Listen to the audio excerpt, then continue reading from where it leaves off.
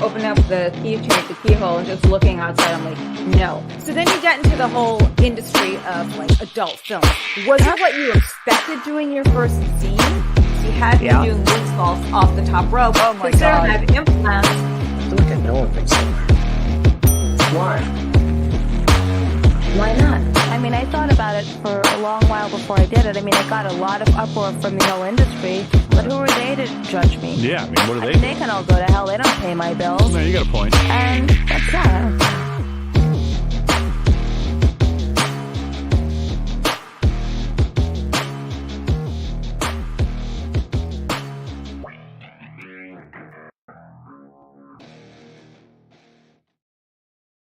Happy Memorial Day, and thank you so much for joining me this very special Monday, because it is Memorial Day, and it is one of those days that we have to remember those who fought for our country and died so we can be out there on the beach today doing whatever it is that we do usually on Memorial Day.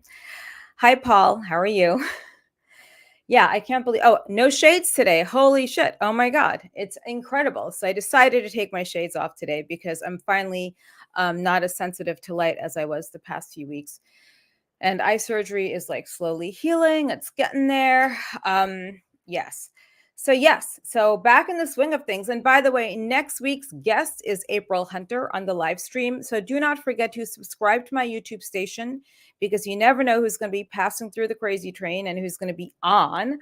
Hi, Jamal. How are you? Happy Memorial Day. I'm excited for today because my friend Christian, I met him a while ago. He did a collaboration with Tara Patrick. We'll be giving away one of the signed comics. He did the Lucky Luciano book. He collaborated with Seth Ferranti. He was one of the producers on the Dope Man show. It was on Amazon Prime. It was about America's first drug cartels, which it's not the mafia, I think. Is that what he said? I forgot. Hey, Tom, how are you? So yeah, I had him on my show a couple of times before. He's now doing a book on El Mano Negra, who's a very hardcore criminal. This guy is a true crime historian. You've seen him on Reels, on different shows on the History Channel, doing documentaries and being a consultant for these things because he specializes in true crime. Like, I don't know what kind of a person goes to the jail that El Mano Negra is in and has sit downs with him and talks to him. Like, it takes a certain type of trust to speak to someone like this.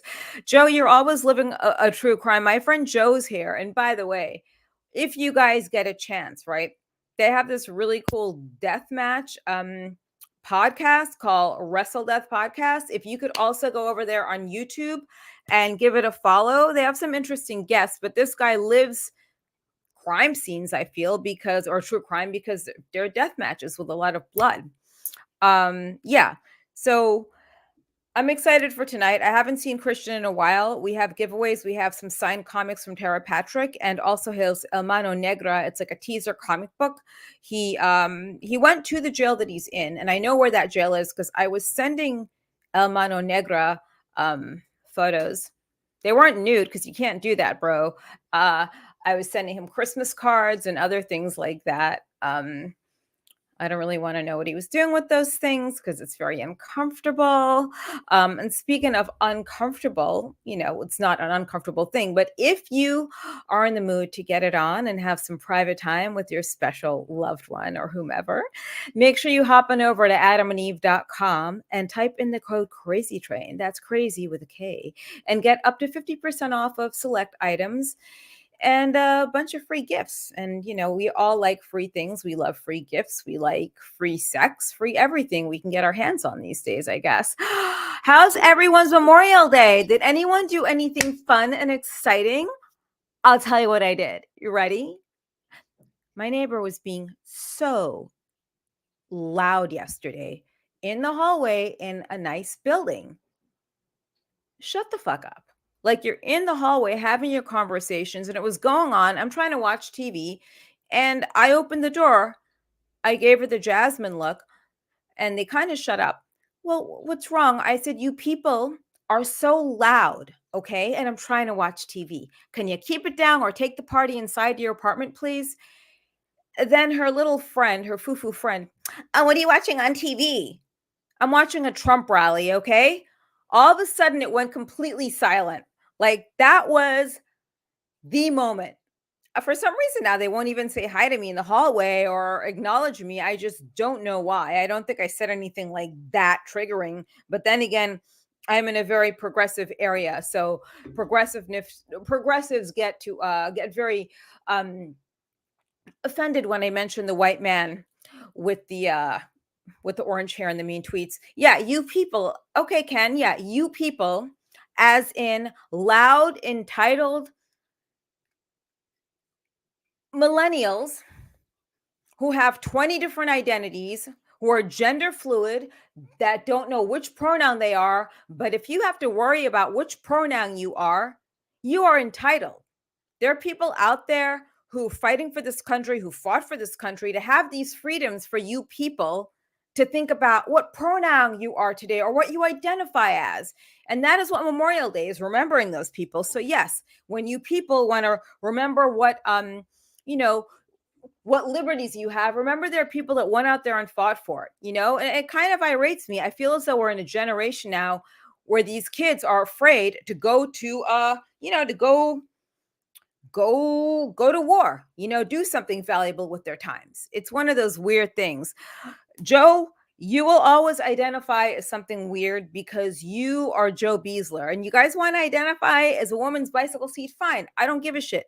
But do not put this stuff out there into mainstream America or mainstream society where you want to identify as a galaxy or a unicorn or something, because unicorns do not exist. I have news for you. And I found that out when I was 12 freaking years old, which is insane. So don't forget, if you're having fun on this, make sure you subscribe, like, comment, put lots of comments and lots of love, because April Hunter is on next week and she'll be live streaming. I haven't heard anything from April in like forever. So that'll be quite a very pleasant surprise. But yeah, I think tonight is the night to talk about true crime, to talk about blood, to talk about drugs, to talk about all these really cool, creepy things that just exist in the real world, because it is part of society. I just want to meet what kind of, this guy is not what you think. Like, you're thinking of a big burly guy like Beasler or like someone else, or someone kind of gangster looking, to go meet with Mexican gangsters who've allegedly killed people, allegedly, knows where the bodies are. Because Christian was called into a docuseries because he gets these guys to confess things to him. I don't know like what the art to that is, because if half of us knew what the art is to making men confess, a lot of wives would probably have a clear state of mind. I know you're here for the crime because Ken once told me he felt like Tawana Brawley one morning. Okay, I'm joking, he didn't say that. You just wonder about these things. And I don't know that about unicorns, because I love unicorns personally, but I just feel like I'm just kind of turned off from rainbow flags right now. Hi, Richard. And I'm not like anti-LGBTQ. I'm not anti anything. I'm just anti like shit getting stuffed down my throat, like food, like cheeseburgers, like hamburgers. But a Diet Coke, I'm down for. And I just want to say thank you to those who came through for Necro Butcher and have been donating to his GoFundMe. It took care of the medical bill in Japan, and it got him back to the US of A. So yeah. And then we have the big show coming up on the 29th. Hi, Alan. How are you? You got your gift bag. Cool. There's someone on here named Christopher Anino. Just to let you know, your package came back to me in the mail because it's saying that you do not live in Plattsburgh, New York anymore. So if you're in the Witness Protection Program or something like that, just let me know so I can get your package to you. Yep, I know. It's really good news about Necro. I'm excited. I'm glad he's back. Let's just hope his health gets back on track so he is back in the ring entertaining everyone, because that is what we want to see. And do not forget, catch up on the restreams. I noticed a lot of views on the restreams, guys, and I super appreciate you for it. Leave comments because it helps. And my buddies are on here from this podcast, WrestleDeath. They've had some really great guests on there so far, and they're bringing on other friends of Crazy Train. So check it out on YouTube and subscribe. Leave comments, whether they're little heart emojis or whatever. You didn't receive it. You're in Australia, Alan, or Scotland, because I know I sent it out. So just send me your address again. If we have to resend it, you'll end up with 2 gift packages, which are better than none. Christian should be joining me shortly. Where are you? Because I feel like I'm not in the Mike Lindell frame of mind right now. I've ordered like so many things off of there over this weekend, and I've watched him on TV, but yet he still has me blocked on social media because I told him he has pretty eyes and high cheekbones and he looks exotic. So for whatever reason, yeah, he won't do it. So you're in Scotland. Yeah, I did send this to you. So I don't know what the he's having an issue. Everyone has an issue with logging on for some reason. Use Chrome. So you got to use Chrome. I always tell my friends to use StreamYard whenever they're doing these things. And there he is. So Christian is a little smarter than I am. But one thing about Christian, he's not what you expect. You got to ask him whatever you can, because when you get these guys to tell you things like where these bodies are buried, how do you get into the psyches? One thing Christian told me is when the Night Stalker had his trial, all the groupies came out for him, which I do not understand why that would happen. I thought he was kind of hot. Like, I used to write to the Night Stalker. This is something people don't know. So I have these letters from him that I'm trying to sell. I don't know if I want to sell like just yet. Hi. Where are the glasses? I have them, but there you go. You see, that is what a true crime buff, a true crime historian, and a true crime writer looks like. That's right. I started out as a true crime, I don't know, buff, fascinated by it. That kind of led to it. But yeah. This is when I try to look nerdy and academic. What, for when you go on TV shows or something? No, I don't usually wear them on TV. No, they're actually for reading and up close. So yeah. Plus, I don't know. I like to switch the look up a little bit, but Wait, some creep is on. Oh, it's not a creep. It's Ken. He said he writes to Jodi Arias. Dude, do you really write to Jodi Arias? What do you think it is that gets some of us to write to these people? Like, she's sexy, and I think her whole story was it was hot, right? There was lots of great hot sex, and she was pretty, and she was a slut, kind of, I think. And, she wanted to be loved by this far conservative Mormon. I think he abused her. Like, if it were me, I wouldn't have killed him. Maybe I would have smacked him around. Well, cut his dick off. Once you get past that point, yeah, if you take it to actually killing them, what you were talking about when I came on, it's interesting, the fan mail element. You think celebrities, adult stars, everybody, there's fan mail, and there's still this, I don't know, it's like a gray area where people find it odd that there's fan mail for convicted felons, but they're infamous. I'm not saying this is right. I'm not saying it's wrong, but there is a natural fascination. And yeah, I think when you're all over the news for whatever reason, there are going to be people who are drawn to that, are attracted to that, want to talk to you. And that's even outside people like me that, carry on correspondence with, for work. But honestly, I can understand to an extent, because I was fascinated, as I was saying. I mean, why do I do what I do? Well, I was fascinated by I like to call it the edgier fringe of pop culture and society. And that also includes the criminal underworld. So, but yeah, I mean, it's sometimes even, you think of John Wayne Gacy, and he had a bunch of fans, and Richard Ramirez, as you said, that guy had groupies, I think, that rivaled Charles Manson. So a groupie battle? Yeah, I mean, there were, and there still are. It's, there's actually, the minority group are the researchers and writers, and then I think you're a little familiar with this, Jasmin, the murderabilia dealers. They do a lot of that. It's like that subgenre of auctions where they get artwork and photographs of usually mass murders, serial killers, and they'll sell everything, like from the bricks of Gacy's house to artwork that some mob hitman drew. But those people do a lot of correspondence. But again, that's a different beast with the fan mail, I guess. It's a psychological thing outside. I don't know. I don't have an explanation for that one. I think that, like, the case of Ken writing to the three-holed wonder is what they called her, which is really sad, by the way. Um, it's just, yeah, I mean, she was mentally dragged around, but Ken, like, why did you write to her? Did you want to, like, give her a shoulder to cry on? Were you hoping to have a conjugal visit? Like, who the like, someone married Charles Manson, Oh right? yeah. How Oh does yeah. that happen? And then there are good people out there, there are hot women out there, hello, that are single. Like, how the hell? Like, what do you think the facet? I just. I think we're wired. This is just my theory. Mhm.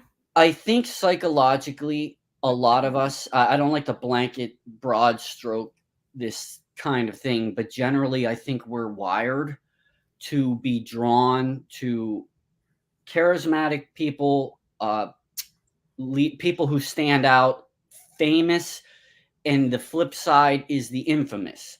We are also drawn to it. Like, I'm guilty of that. I'm drawn to it. That's why I do what I do. So when you have a Jodi Arias or a Richard Ramirez or my guy El Mano Negra, he gets a lot of letters. It's We're drawn to it. So it's easy to point the finger and say, "Oh, why do you watch the Kardashians?" Like, we like to make fun Ew. of people who watch. I know, but I don't. I'm just saying, because there are a lot of people who are drawn to it, and so there are, like Ken. He was fascinated. And I don't mean to speak for you, Ken. It's just, I'm assuming you were somehow drawn to this person, wanted to know more, or was interested, or again, I don't want to speak for anybody else, but my theory is the same reason I do what I do, and maybe fans or just curious people write to these people, is we feel there's some relatable thing. Or why do we watch true crime? I'll speak to that, because I think deep down we want to see, like, is there any humanity there?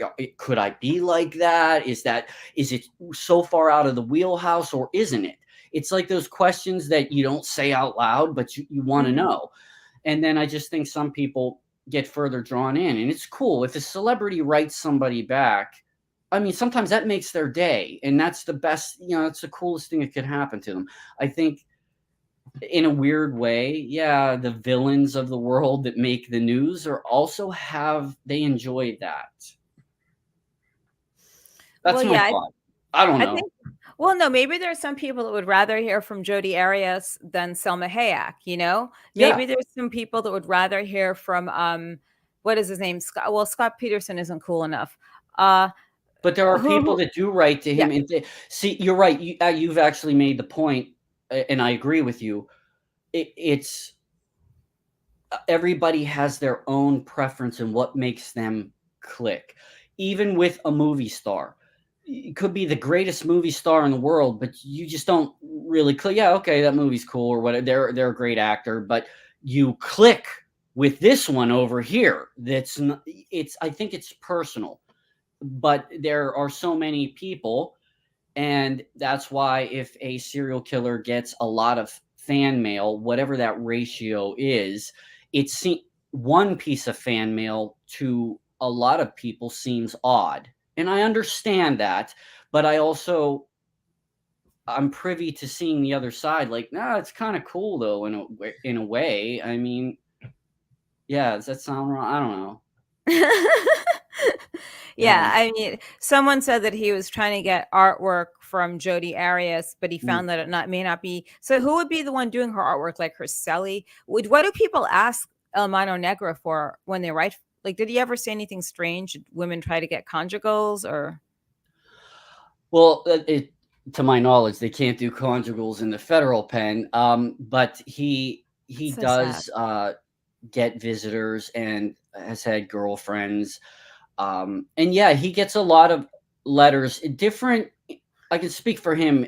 A few of the different institutions he was in, and you have to remember, every prison has a different set of rules for what you can do, get in the mail.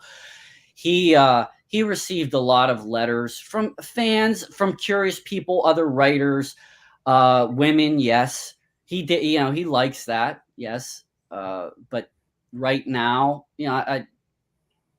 I think I can say, I think he'd be cool with it. Yeah. I mean, he has like a particular female that visits him that he likes a lot now. So, which is It could cool because he seems very happy. So, it could progress though, right? Into could they get married? I don't know. He always he's got a funny sense of humor, and he always says he's going to get married again. To me, and I don't know, maybe, and they can. There has been prison marriages. Some of those serial killers got married when they were in there, and I don't know how much they actually got to physically touch or see the person. But yeah, they all get, when you hit the news, whether it's NBC or CNN or even local kind of news. When you're in it, then suddenly you're going to get letters and phone calls. Well, you can't receive them, but yeah, you'll get a lot of mail. I'm wondering about Jodi Arias because I totally understand what she was going through, right? And okay, so the guy fucked with your head. Okay, got it. He said some really cruel things and she was just very passionate about it. I mean, I don't know how many stabs that was, but that was a lot. Yeah, the crime of passion. I don't know all the details. Like, I've never read the actual coroner's report or even the transcripts from when she was first arrested. But based on what I know of the case, yeah, that was definitely a crime of passion. Naturally, when you stab somebody that many times, you're either super pissed, super hurt, or whatever. But the trigger, what takes you to, okay, it's over. Like, if you're not in immediate danger at that moment, in which in that case, I don't know what she testified to or what she said, if she was or not in danger, but okay, to bring up El Mano Negro again. Yeah. For those that don't know, he was a professional cartel enforcer, a drug debt collector, but that also means if somebody isn't paying their debt, you kill them. There were a couple instances where he had to adapt. In one particular case, he used a pair of pruning shears because the gun jammed, the guy started running away, and it was entirely more violent even for him than he normally would do. But he also in that moment was so angry because this person owed him money and was basically telling him, yeah, I'm not giving it to you. So rage mixed with, okay, I'm set to kill you, my gun jams, well, what do I have here?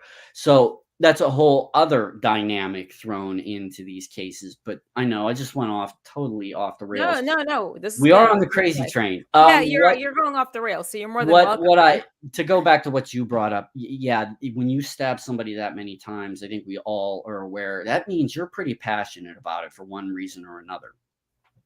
That's not just a hit and run, like, okay. Yeah, we're done here, guys. We're moving on up. Yeah. Now, do you ever get scared dealing with some of these subjects? Yeah, that's a good question. Anybody in this field, there is that element of it. You and I have talked about this too, and I try to be as cautious and safe as possible. And like anybody with any job, you can kind of pick and choose what you want to do or don't want to do. This case, particularly dealing with something that was basically in real life, real time. Yeah, there's that question, is it going to be safe? But as you and I have talked about, I like to think of it this way. I'm not in there trying to dig up and throw people under the bus like investigative journalists that sometimes find themselves in very difficult predicaments. Hey, mad respect for them, but I admit, I put them on a pedestal. I'm not that. I'm a historian and a researcher who happened to be very fortunate that I got to deal with some real-time stuff. People like El Mano Negra believed in me to kind of get his story out there for his reasons, but it brought me to a new world that, yeah, there are dangers, but I found I don't go in and try to piss off or irritate anybody. What I try to do is, if I can gain their respect and they can gain mine, it's a mutual thing. You get far more out of that. There's this quote attributed to Al Capone: you get further with a handshake and a gun than you do with a handshake, even if that was even a real quote. But yeah, that's true to an extent. But I found doing this, a lot of people do want their version or their story told for whatever reason, for their own ego, or because it gets wrong in the media, or the feds get it wrong, because everybody has their narrative. I try to come in and be like, look, I'm going to go down the middle and try to give everything I can.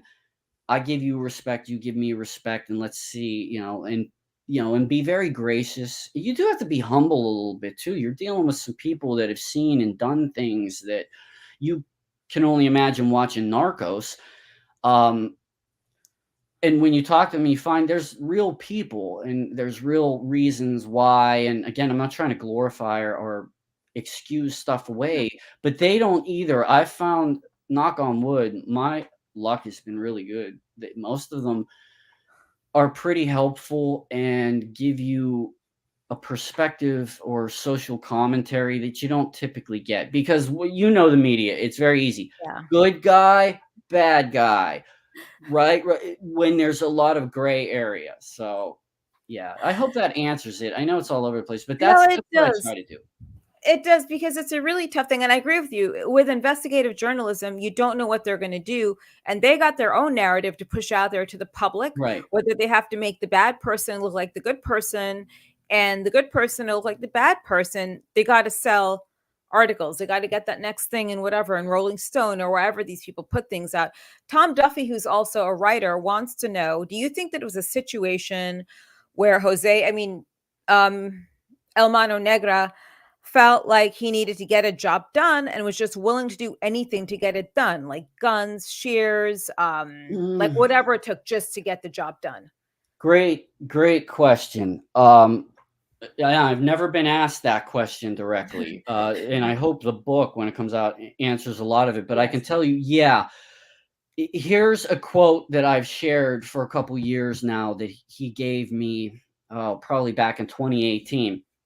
He made it very clear, first of all, the money isn't from killing. You make more money if you actually collect on a debt. But as we know, in the underworld, some people don't pay their debt. They steal the drugs or rob another drug dealer. When you're dealing with cartel affiliations and they call someone like Jose, and he's made clear too, he's not the only domestic sicario that ever existed here. There, like he said, if I don't do it, there's somebody waiting to do it and me. So, in a case where, like, this was a 1982 case we referenced, where the guy owed, I want to say it was like $2,000 in 1982. Jose spots him on a street corner, gets him in the car. He was with some other friends or something, gets in the car. He's like, you owe me money. And his version is, the guy was like, yeah, well, I don't have it, or you ain't getting it. And he was like, you're going down. The gun jams after, I think he got one shot off. And then, what do I have next to me? Oh, pruning shears. So he chased the guy down and did that. And there's one other claim. It's still a cold case.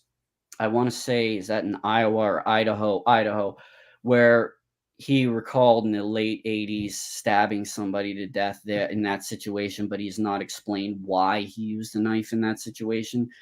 I hope this answers your question. But normally, every killer is different. He really is the kind of guy that would rather, if I can't collect, or I have to, or they told me, the boss said, shoot this guy, I want to do it as efficiently as possible and be done with it.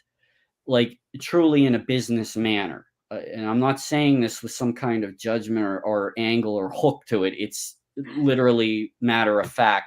He happens to be the kind that, though he may have enjoyed killing or learned to enjoy it, maybe a little too much, generally, if he was on a job, it was about work. So is that, yeah, it was, I got to get it done however it needs done.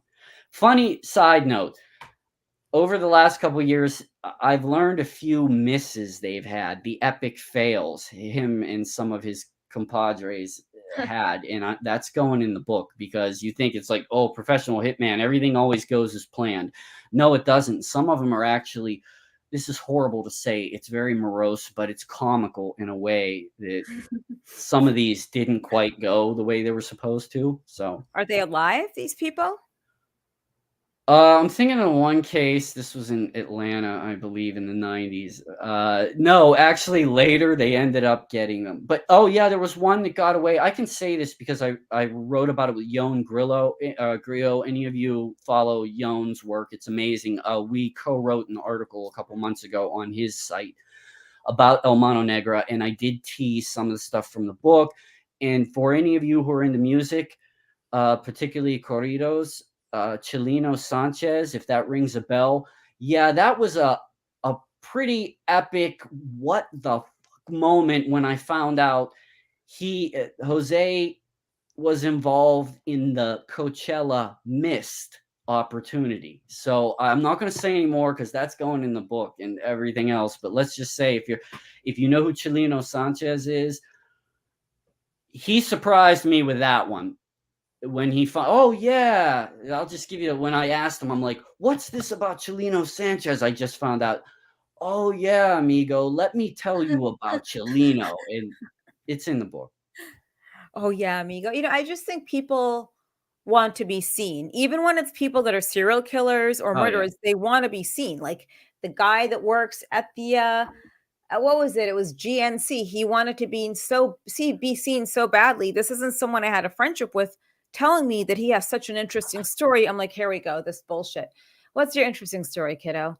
Well, I'm gay and I came out from the Midwest to do gay porn. I'm a porn star. I'm like, Jesus fucking Christ. Everybody is now, right? Everyone's like, my cat is. Speaking of which, the first giveaway, because we're on the topic of El Mano Negra, is this amazing little comic book. It's like a teaser for Christian's book. And we want to give them on the screen. Yeah. He also has them right there. Okay, Yep. so let's do the El Mano Negra one first, because we're going to get to Lucky Luciano in a minute. That's with Tara Patrick. So El Mano Negra, for those of you who are crime buffs and love this type of stuff, we have, how many are we giving away? We're going to do 2 of these. I only have a few. Here's why. I'll give you this isn't a full-on comic book.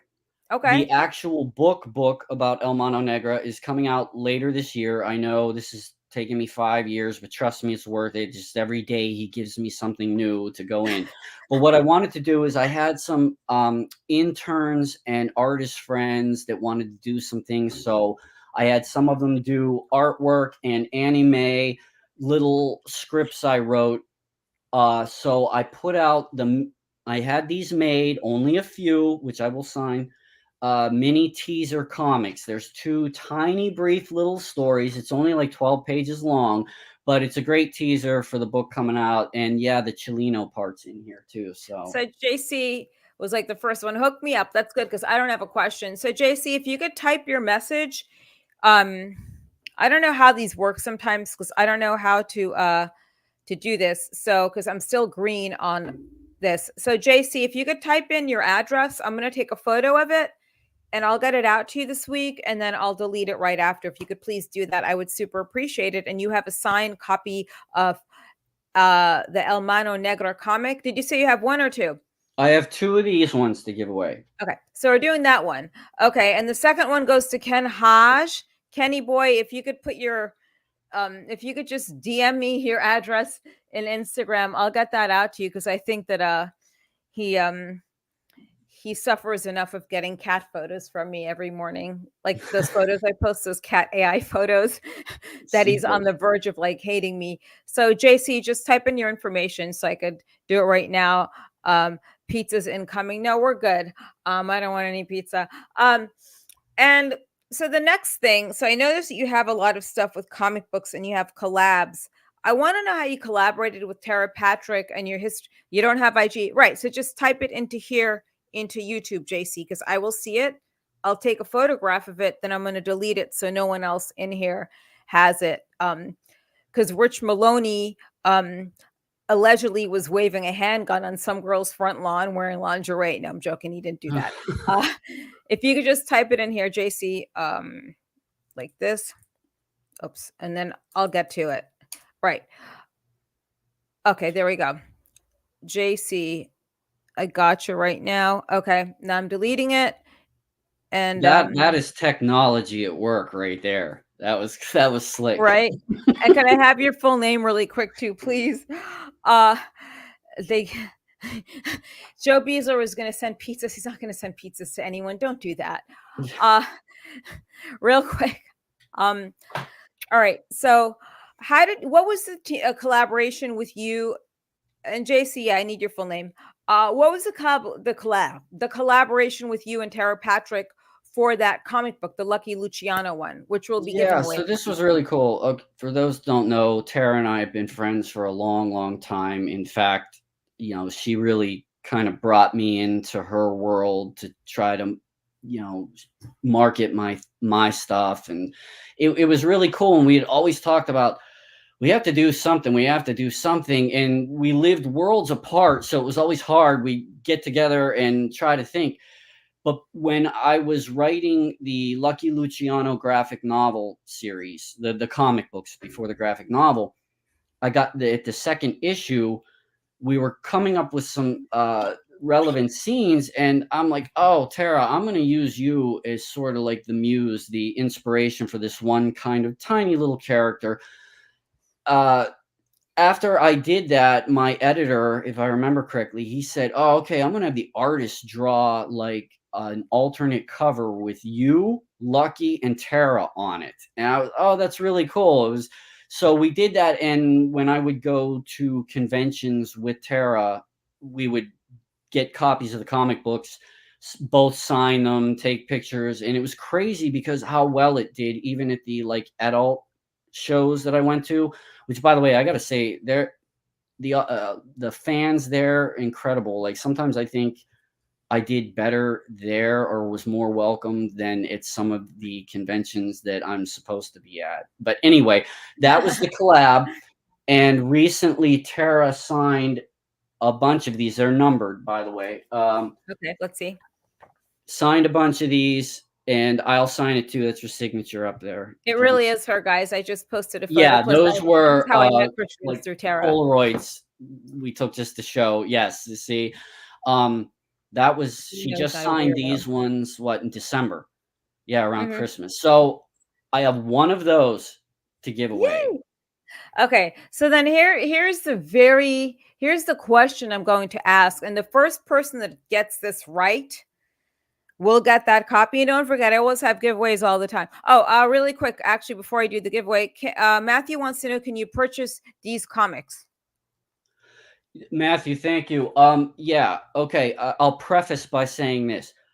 My actual website, Gangland Legends, I've had it offline for like a year because I've been rebuilding it. So if you have Instagram, I have my link tree in my Instagram profile. My Instagram is Gangland Legends Part 2 because Instagram deleted my original one. It's Gangland Legends Part 2. I have a link tree. I have them for sale. I even have signed Tara Patrick snapback hats too that I have on like my Etsy site, and you can buy like right through me. I hope that's not too vague. As soon as I get my website up, all this will be easier. But if you go to my profile on Instagram or Twitter, Gangland Legends on Legend on Twitter, I have my link tree, and yes, you can. I have a couple copies that I'm selling of this, and I have a few copies of this. These were really only a prototype, so I don't know when I'm going to get more. But anyway, I hope that answers it. Or reach out to me and ask me how. I'm sorry. This work lately's got me all frazzled. So. No, it's okay. No, I know you're always writing something. John J., I have your address, so we got that. And also, I'm giving away a bag of coffee, 2 free bags of coffee from the Freedom First family, because I still have them here. So are there any coffee drinkers on here at all that I could send these to? Because I'd love to send you 2 bags of coffee for free. Actually, I'll give out Yeah, 1 where's bag my each. coffee drinkers at? Yeah, where are the coffee drinkers? Like, you guys like books. So 1 bag each. And with that bag, you got some free little goodies like stickers and stuff like that, some Jasmin St. stuff. So just pop yourself into the chat really quick and you let me know, and I will get those out to you. I'm giving away 2. John, just send your address. Now, here's a question for you. So Lucky Lucci, like, hook up. So you got your stuff, JC. We got to get someone else, but I'll probably still send you some little stickers. Okay. So the winners get some little stickers in with these things that I will Oh yeah, send we're to gonna you. throw in all kinds of little Yeah, we're gonna cool throw all kinds of stickers. cool stuff. Yeah. I'll throw in some cat stickers for what's his name for for Ken. I made stickers out of those cat memes, like Did working you? out like a wacko. I know. Nice. Okay, Matthew Allen Bixby, if you could please throw in your if you could please throw in your information into the chat, I'd appreciate it. And no, Joe, please don't start sending people weird shit. Because he's not gonna do it. Okay. So we got the 2 bags and I have the little goodies. Yeah. Next week we'll start doing more goodies as well, because I have April Hunter coming on the show and she'll have some really cool stuff. So Matthew, I'm going to wait for your comments in the chat to delete it. So some wackadoodle doesn't go on your front lawn waving a handgun in lingerie. It's this visual I have because there's this woman. She's a heiress to KFC and she's a complete wackadoodle. And this woman doesn't pay her bills around town to people either. It's really sad to like medical professionals. That's all I'll say. But she owns a lingerie company, and I got into one of my Jasmine thinking modes. I'm like, imagine if this psycho is like waving a handgun, wearing her cheap lingerie on my front lawn or something. I don't know where I came up with that. But yeah, No, I'm not gonna get that image out of my head. So because you're gonna look her up after I know you, because you research things. you're like, I gotta find this. All right. I know, right? So what drew you into this type of work? Because you did the Lucky Luciano book. Like, what started you on this path? And was your family Yeah. supportive Speaking of of, this? by the way, if anybody is a comic nerd, we do have the graphic novel Lucky Luciano, the true story. This isn't like made up. This is really it. And yeah, Tara was a big influence. How did I get started? Growing up around a narcotics cop dad and hanging out with some guys in the neighborhood whose uncles all had storefronts with nothing for sale. It's like the best of both worlds. And you try, lost 18-year-old, like, what do I do with my life? And realized I was pretty good at writing. Didn't know I was pretty good at researching. I sucked at pretty much everything else. It took a while, but eventually, I was always into history books, culture, all that. And the mob just always seemed to somehow be there, either on the peripheral or within it. And I started consuming all of that, and years later find out a lot of the earlier books, not a lot, but some of them were very inaccurate, or it was just rehashed inconsistencies in folklore. Whatever, I had my epiphany moment at some time. I'm like, I'm going to find out the truth in how these people and these incidents and things fit into the bigger picture of world American culture and politics. So there you go. And then I did my first interview with a former drug lord. I think that was like 2008, 9, 10, somewhere. Ike Atkinson, great guy, may rest in peace, gave me an interview. And it was from there, it was on.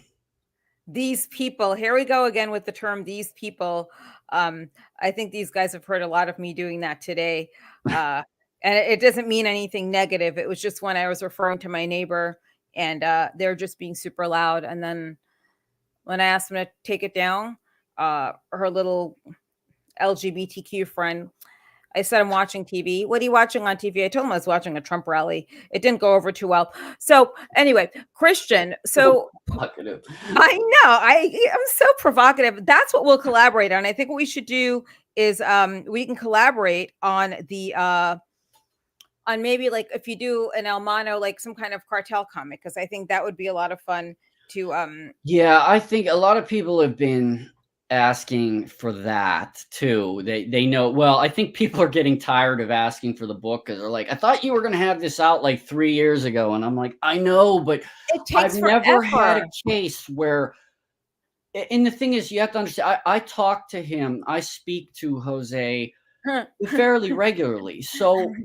he always has a surprise. And I can't turn the book in, but every writer knows this as well. Sooner or later, you have to hit the send key to your editor, whether it's Yeah. right, wrong, or because you can't drag it out. And I know Seth and my editor Anthony are kind of anxious to get the book moving, and I am too because I really want people to read it. But yeah, a comic book afterwards, and I check in with Jose and ask him, like, what do you think of a comic book? And oh yeah, that's cool. And I'm like, okay, if you think it's cool, then we'll do it. So yes, I think That would next, be the perfect collab, would be the yeah. Latina over that. Because we were talking about this the other day. Christian's like, I know he's always in his writer mode doing stuff, locking himself into rooms like in the movie Trumbo. So Christian, Paul wants to know, he really enjoyed watching Dope Men, which is America's first drug Thank you. cartel.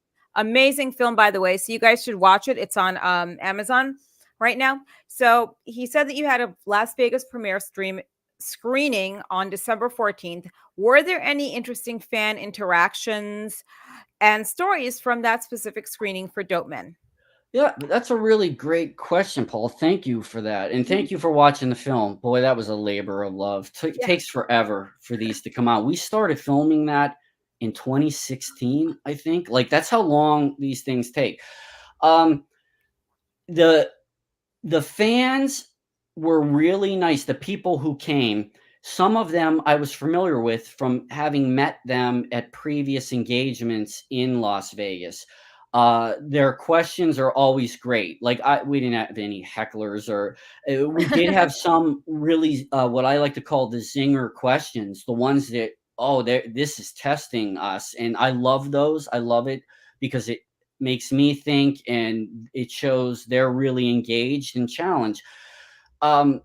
So the reaction was really, really good, but nothing like extremely shocking there. But part of that, I think, is because it was truly a limited engagement. I think you already said that.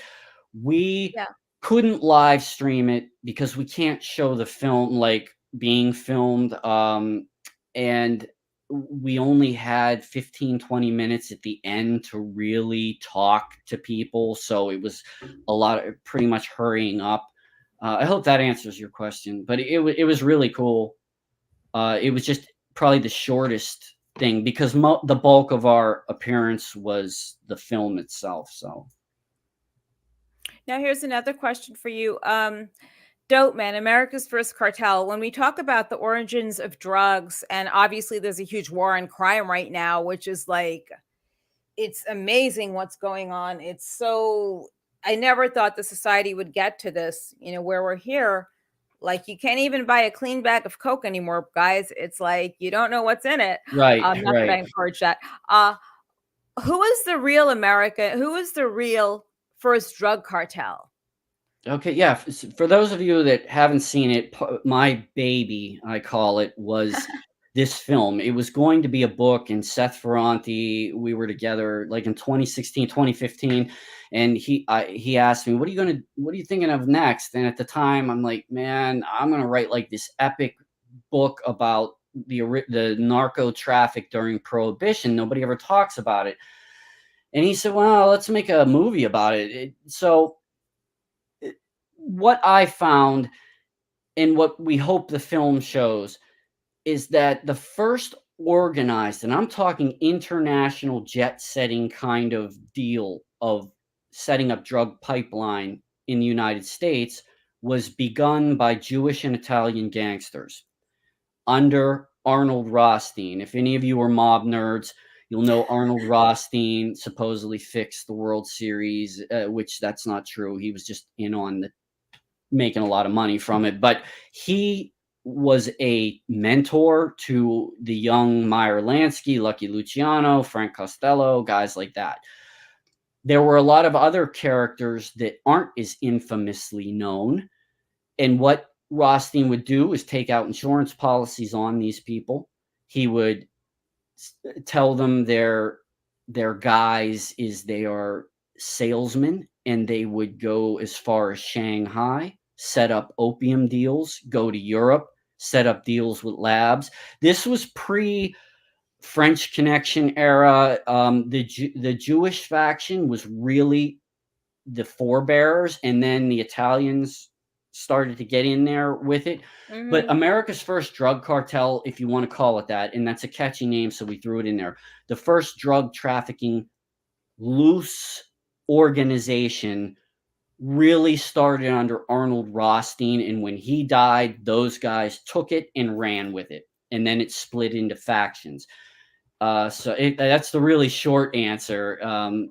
You watch the film, and hopefully we do the other volumes so we can get into the Mexicans when they started coming from the South, the Corsicans and the Sicilians when they got involved. Yeah, it was a lot, but that was my baby. It was my, I don't know, my epic figuring out how did all these guys get connected. Everybody from Al Capone to Bugsy Siegel had something to do with it. It was mind numbing because you never hear about that in history books. I mean, there are some books about it, but not many. Yeah, I remember just the whole conversation about that. It's not what people think it is, Well, Tom there's Duffy. still that belief, like in The Godfather. Oh, we don't deal Oh, drugs. it's the Italians. Well, I think it's maybe Scott Bernstein in my film, maybe Seth outright quoted, yeah, they dealt dope. They knew prohibition of alcohol was not going to last forever. They already understood smuggling and bootlegging, and why not? And opium was very, very popular. It wasn't just the Chinese doing it. Yes, they brought it in. Well, that's who they set up deals with originally then, were brokers for the Indian and Chinese suppliers, way before Afghanistan and Turkey even came into the picture. But yeah, it was Jewish and Italian guys, mostly from New York, and then San Francisco, and then in El Paso and San Diego. Yeah. Tom wants to know, during your talks with people, have you ever asked anything that set someone off or that you saw in their eyes? It was a question that you shouldn't have been asking. So let's say, was there ever a time with Jose, something happened and you thought maybe your life's at risk now? Uh-oh. Oopsie. Another great question. By the way, all of you watching, amazing questions. All of you. Thank you. These are smart people. Yeah. Well, I knew that. I didn't think you guys weren't. It's just, I love it when you really throw me off. No. I mean, I could say I've seen an angry, upset side of Jose. The first time I ever saw it, it had nothing to do with me. It was a three-way call. My colleague who actually introduced us, Andrew, me, and Jose, it was the first time we ever talked. There was someone in the background where he was, and we were just chatting, making the introductions, and suddenly he grumbled, "Shut the fuck up." And we were like, "Whoa, what happened?" And he said, one of the other inmates was making noise where the phone banks were. And I'll never forget this. Andrew, who's way mellow, he just like, "Hey, Jose, what happens when you tell someone to shut the fuck up?" And there was a pause, and Jose very matter-of-factly said, sort of like this, I'll never be able to replicate it, but it was, "They shut the fuck up." And then there was a long pause. I didn't know whether to laugh, to cry. I was like, whoa. And then Jose started laughing. Andrew started laughing. And I'm like, oh, this is incredible. The switch.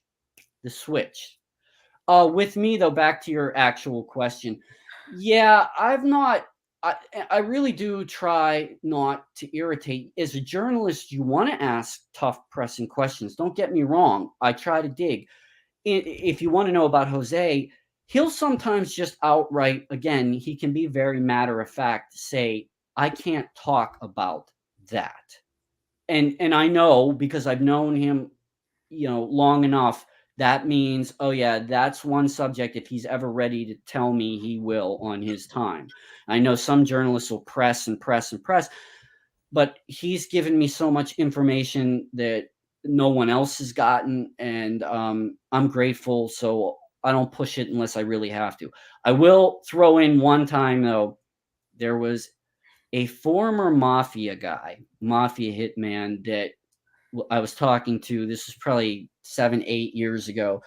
He was thinking about telling his life story. He was brought to my attention. We made contact, and I got on the phone with him a couple times, and I liked him.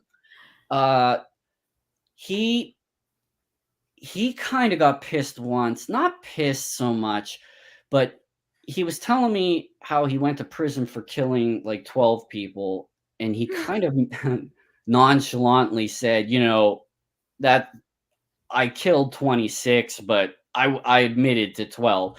And I started to ask him more about that, and then suddenly it was that dead silence, and I'm like, okay, I get it. All right, we're not going to talk about the other uh, dozen plus that you killed, whatever. I ended up not doing the story though because the timing was really bad. Here, this is funny though. When you have to tell a mobster no, that part's always dreadful. What do you mean? Um, What are you yeah, talking because he about? wanted me, and it was really bad timing. I other stuff on my plate at the time, and some things with my family was going on. I was moving. It was this weird thing, but I remember calling him, and I'm not going to say his name, but I just said, I have to be honest with you. I don't think right now I can do this and do it justice or for you.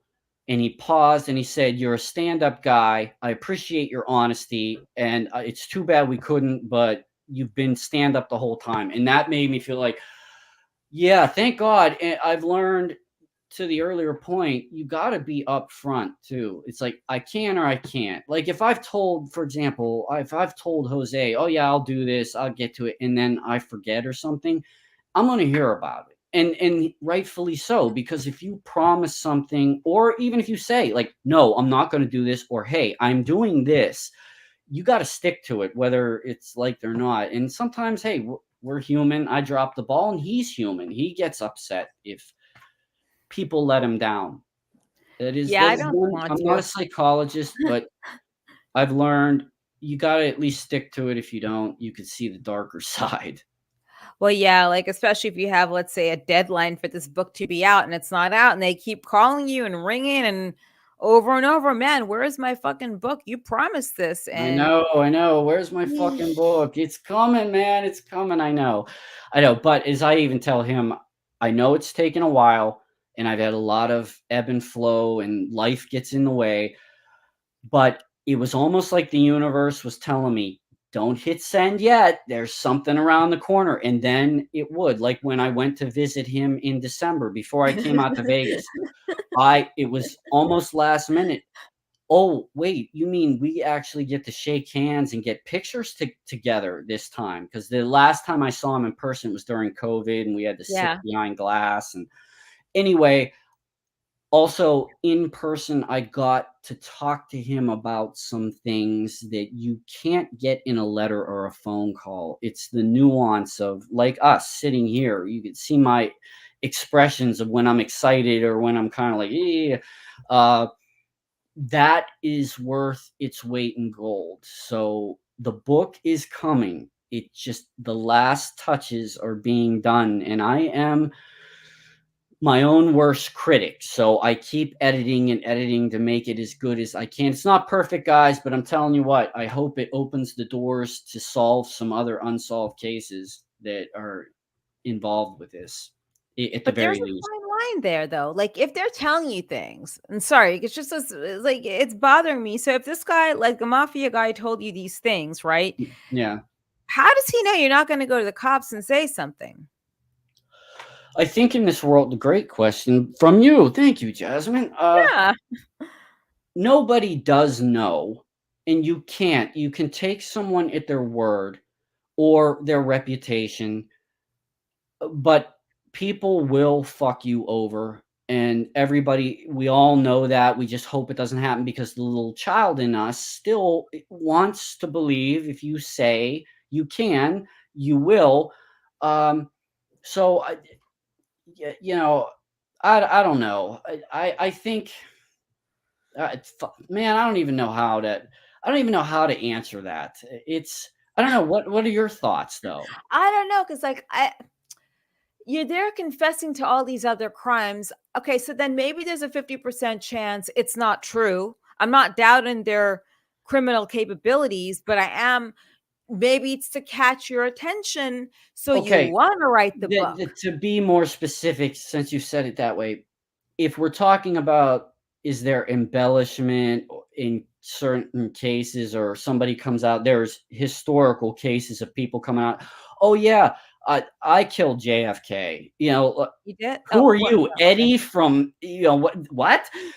But do actual infamous villains, if you will, embellish, or are they grandiose? Yes. Again, I'm not a trained psychologist, but if you read true crime or you research it, you can become a little bit of an armchair psychologist, to the extent that there are common threads. Yeah, there are times where some things are embellished and then maybe backpedaled a little later when it's brought up again. Like, oh, so you whacked that guy. Oh, you didn't whack that. Oh, okay, okay, okay. But largely, I do believe, after 6 years or however long this has been now that I've been in contact with him, most of what he's told me is true.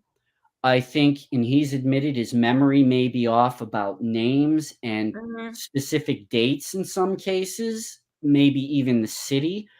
But generally, I think the remaining bodies that the police have not at least publicly said they're looking into, I do believe they exist. Yeah.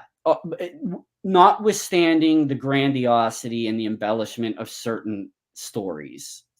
Other ones, because the proof was there, panned out. Like, oh yeah, he said, oh, yeah, I stabbed this guy 30 times. And you're like, okay, did you really? And then you look at the autopsy. Oh yeah, he really did do that. But there are cases, if that's what you were really asking me, it's sometimes you have to take it at their word, just as they're taking yours. And then you dig into it. Part of what I'm doing with this book is showing you his version. And Mhm. then I tried to research every bit of it that I could possibly find to either corroborate or raise the question, hey, it's unconfirmed, can't, we don't know. Or this one where I could confirm, oh yeah, he was just wrong about the date. So that's what I'm trying to do, because that's always a question. Yeah, it's a very interesting and very sensitive thing to go into with these people. And these Mhm. people, here we go. They're not, well, you know what I mean. But Tom Duffy, do you do a lot of outlining for your books, or do you use your notes and pen it? I don't know the last part. Good question, Tom. Okay, I should preface that by saying I have ADHD, or whatever they say that is. So yes, I need structure, although I can go all over the place sometimes. But the hyper focus, what I generally do is I do a loose outline, not as so much as like we did in college, or where every, the whole way down, but I get my general bearings, like 3, 4 major headlines, and then under what do I want to make sure is in here so that I can reference it later. And I do write notes. I have notebooks where, if I'm watching, like, say, one of the video depositions for the 10th time with him, and I missed something, like, oh, write this down, this date, here it is, now I know, and I asterisk it and use it later. So yeah, I do. I'm old school. The computer is great, and yes, I do it all in there eventually, but I do like visuals. Yeah, I love visuals. The photos, the diagrams, and that's just for my research. And then I draw stuff out, and yeah. It helps this crazy brain hyper focus. I hope no one comes after you once this is out, by the way. I'll try to send some Christmas cards this year to him so he, at least, maybe I'll His back off a birthday few. is on June 13th. I got to get a card. Actually, he called me a few days ago, which was really cool. It was unexpected. I didn't know he had a day off he A works day in the off from kitchen. what? Yeah, he works in the kitchen. Okay. He had a day off and he was calling his family and friends, and he gave me a call. We talked for like 5-10 minutes. He was just checking in, see how I was doing, my family, and vice versa. And then he said, my birthday is coming up. And I said, I never forget. I know when it is. So, and I have to send him some photographs of some stuff I found. So, Ray-Bans? no, pictures. I'm sending him Okay. photographs. No Ray-Ban show. No Ray-Ban No, show. no, no, No. no. Mm-mm. No, like bikini photos from your friends or No, anything. no, no, no, no, no, Okay. no. That's No, right. he He's doesn't dating ask me for someone. that. He's in a real relationship now. Yeah. Yeah. Which I don't know. Yeah, for real. Yeah. Yeah, He's I don't know happy. what constitutes a real relationship in these situations. But so, Manson did find some piece of trash that married him. Ramirez, I get like the common ground was heavy metal music when they Yeah. had these interactions with him. But you see him smiling there at the like during his trial at these girls that were just showing up. And I feel as though they're almost like music groupies or like wrestling ring rats. They have nothing really going on in the real world. They've got no claim to fame of their own. So they're just kind of like latching onto something. Maybe I'm wrong. I don't know. Yeah, maybe there's that element of groupie. You look at, even not to go off on this tangent, but Yeah. somebody like Manson able to convince a bunch of wayward people to do his bidding. I think Mhm. it still goes on if you're drawn to the fame or infamy of somebody and you kind of just go. It's almost like a groupie. I know that it's sort of like a dirty word, not when you call somebody a groupie, but mixed within it, I would imagine there are people who are just fascinated, maybe stalkers themselves, thrown in there. And just, yes, you probably get a cross section of all kinds, but that's a psychological study in and of itself. Who does this? But people can question me. They're like, why would you do, why do you get into this? Why do you talk to them? Do you think it's great or what? And that's not it. It's hard to explain it. Like, well, no, it just, yeah, I don't know.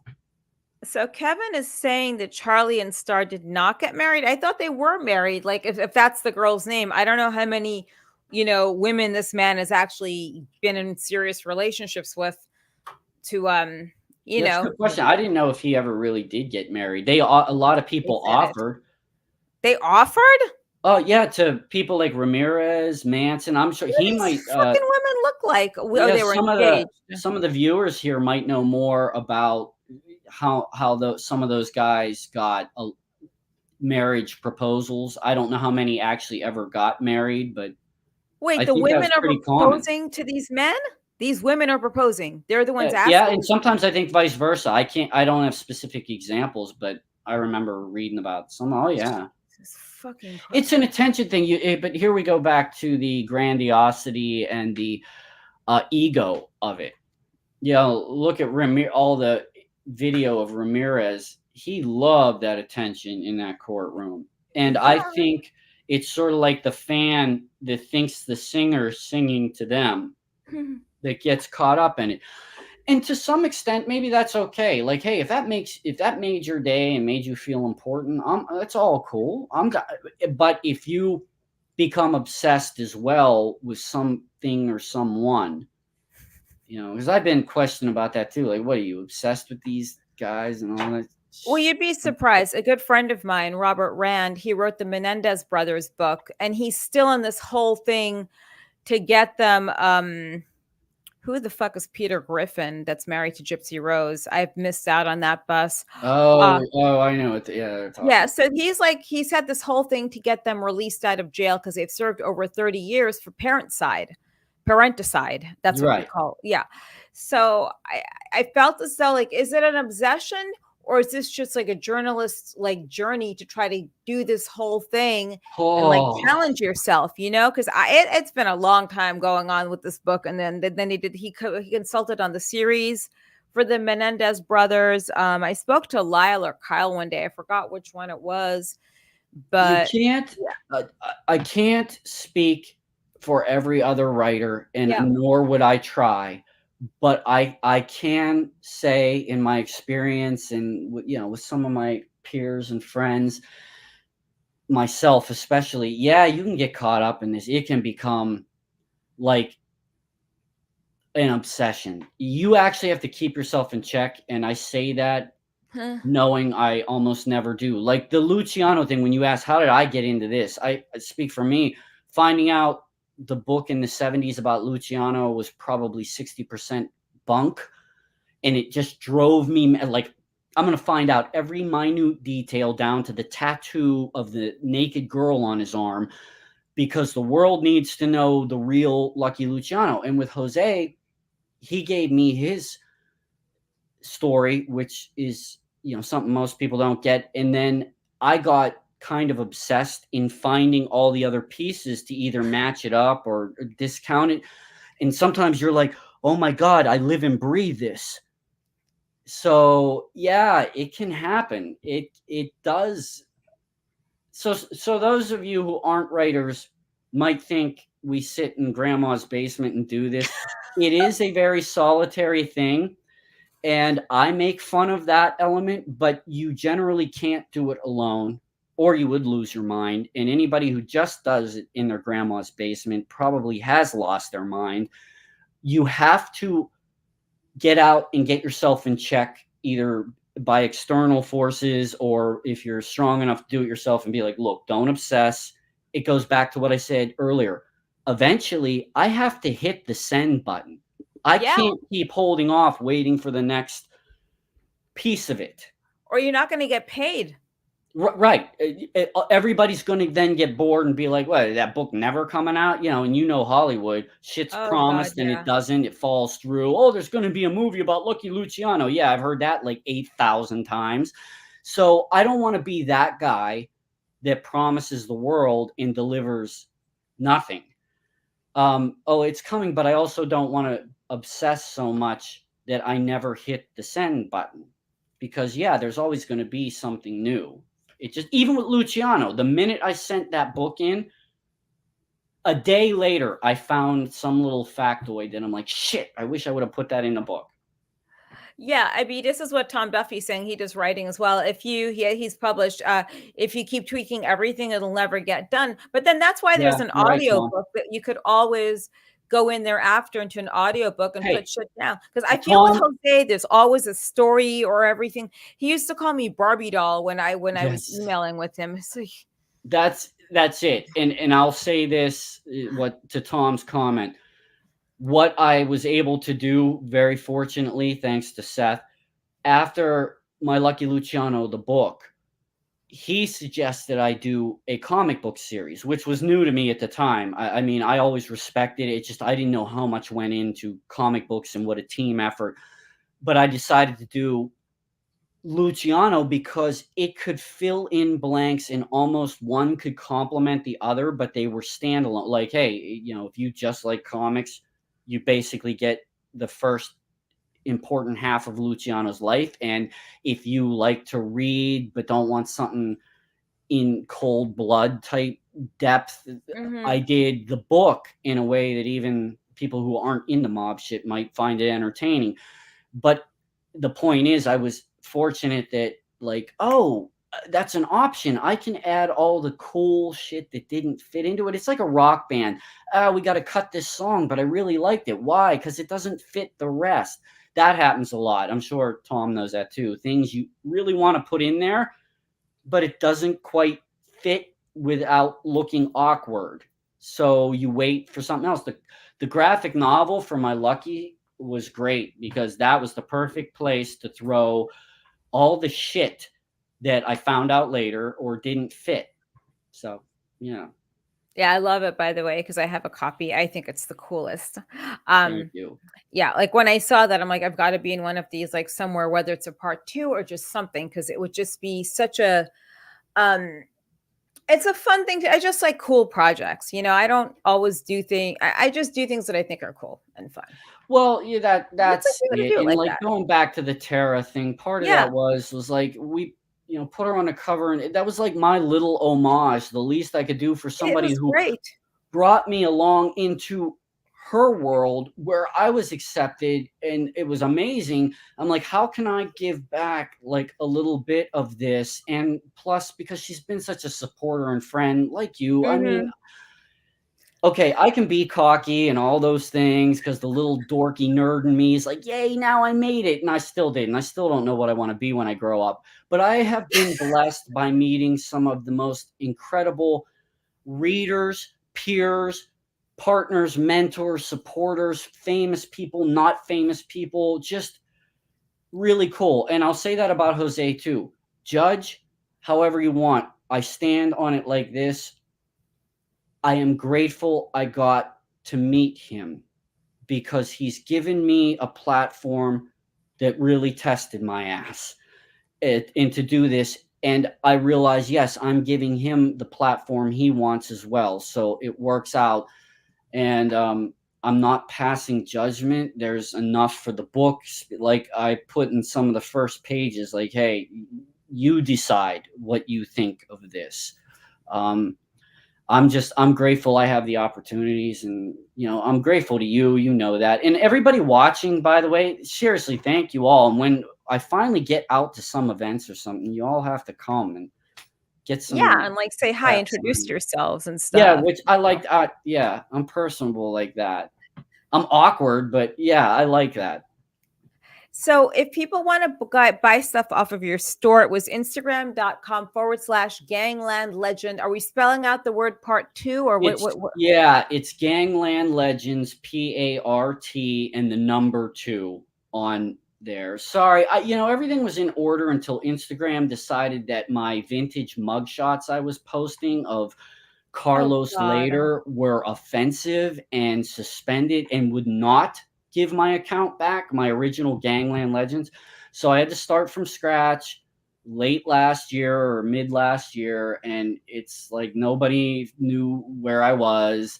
And my website, I just had to redo it, and I haven't got around to it. So yes, if you go to my new Instagram, it's like starting over. But I do have my link tree in the bio, and you can see the link to see Dope Men if you haven't watched it. I have a little Etsy shop where I sell some of this stuff and my little handiwork. You'll see if you go there. The action figures and things that I do, all the nerdy stuff. And then also some links to some of the shows I've been on in the Amazon page with my books if you want to buy them. And if you want a signed copy from me, literally DM me on Twitter or Instagram. Just message me and say, hey, I'm interested in this. What's it? Will you sign it? Don't sign it, whatever. And Yeah, and it's really a very it's a big deal. So definitely pick up the stuff and support.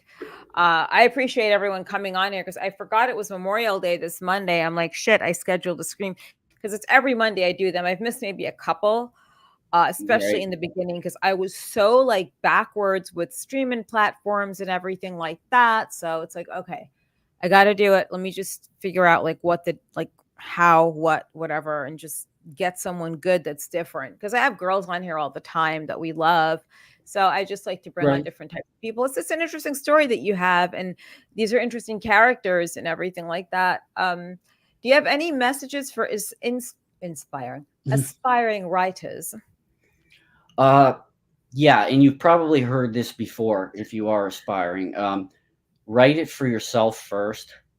Seriously, because the whole fame and money and all that crap, yeah, that may come, but you got to do it for you. And the second thing is realize even if you're a nonconformist and hate being told what to do, like someone I know, there are times where you have to compromise with your work.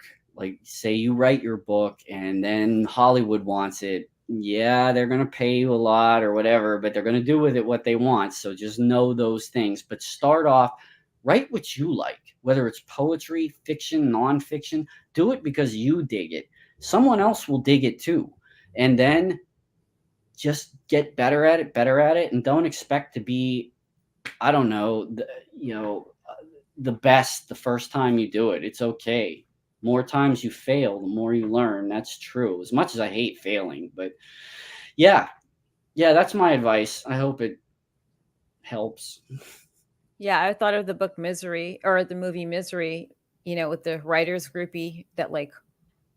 Yeah, I know. Do you know I've actually had nightmares about that? Why did you have some That crazy movie actually stalker? disturbs me because I'm like, oh, I can relate. Like that would be horrible. That's not going to happen to you. Like, don't No, I worry about know. that. Like, are you going to, write a story that you want to read, which is true. Yeah. Did you ever have a crazy writer groupie? I have to ask that. My favorite episode of Columbo is Murder by Numbers, and there's a writers groupie in that.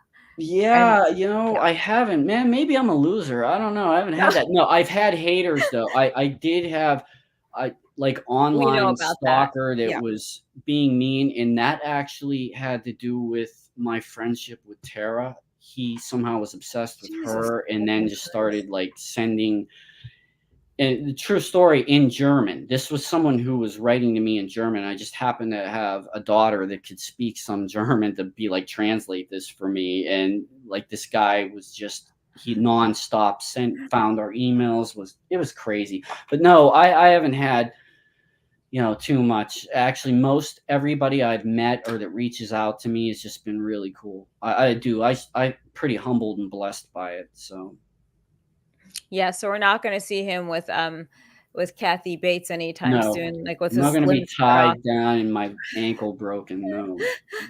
Uh, well, I know it's probably dinner time where you are. It's dinner time for me, that's for sure.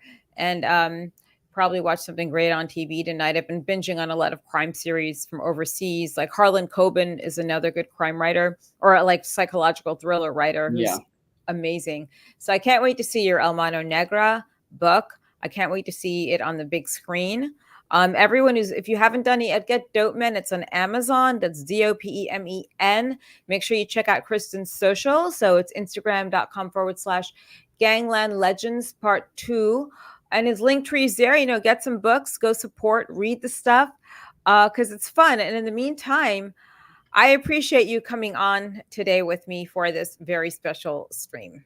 I appreciate you having me, and everybody who tuned in on Memorial Day, thank you. I hope, I don't know, something we said was cool, or, learned something. I don't know. I get excited about this stuff, but I really appreciate everybody who came on. Thanks, Jasmine, always. Yeah, no problem. And I'll speak to you soon. Oh, yeah, and we'll send the prizes out. Yes, that I'll take care of. Yes. All right. Thank you so much, and have a great evening. Okay, guests. So thank you so much, guys, for coming on. I know it was extremely crazy today because it is a holiday weekend. I hope you guys had fun and did something wonderful and remembered those who fought for our freedoms in this country. Thank you, thank you, thank you. And don't forget to subscribe to my YouTube and, leave comments, likes, whatever you want to do, super likes, anything that you want to. And also, while you're there on YouTube, make sure you head on over to Wrestle Death Podcast, to my friends' podcasts as well, to check it out. Go to abbottandeve.com, use the code CrazyTrain, crazy with a K, for some really cool goodies and up to 50% off. We will get your prizes out this week. And Jamal Whitaker, if you could please DM me in Instagram your information. I had something for you as well for being such a loyal supporter. Good night, everyone. And don't forget, most of all, stay frosty.